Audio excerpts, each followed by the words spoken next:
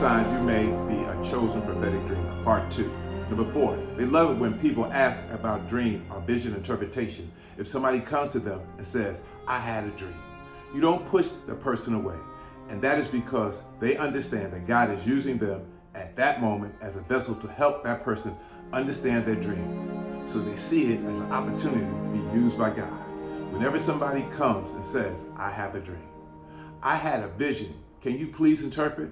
We see that even in the life of a young man called Joseph, his ability to interpret somebody else's dream caused him to walk in his God-given purpose. Number 5, a prophetic dreamer entertains angels, or rather they love entertaining the ministry of angels.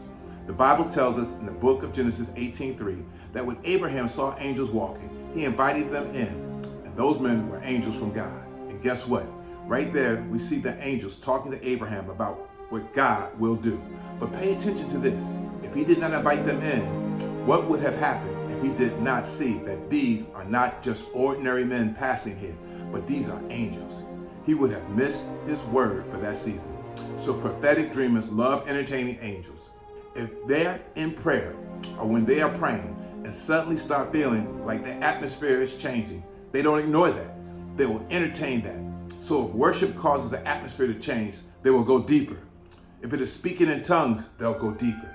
So they love entertaining the presence of angels. Number 6, prophetic dreamers are prophetic. What that means is prophetic dreamers discern. They're able to discern the voice of God. They don't just take any dream as a prophetic dream.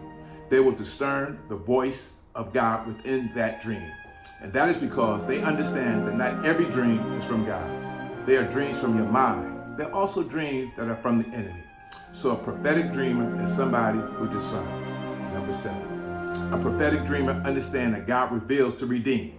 He does not reveal to entertain.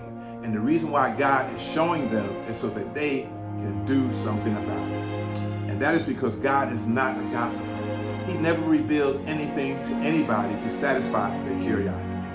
You are somebody on assignment. So whenever God reveals something to a prophetic dreamer understands I'm either part of the problem or part of the solution. What must I do? Is God saying I must stop this? Is God saying I must minimize this? Is God saying I must change this? Is God saying I must warn people? Is God saying I must prepare people?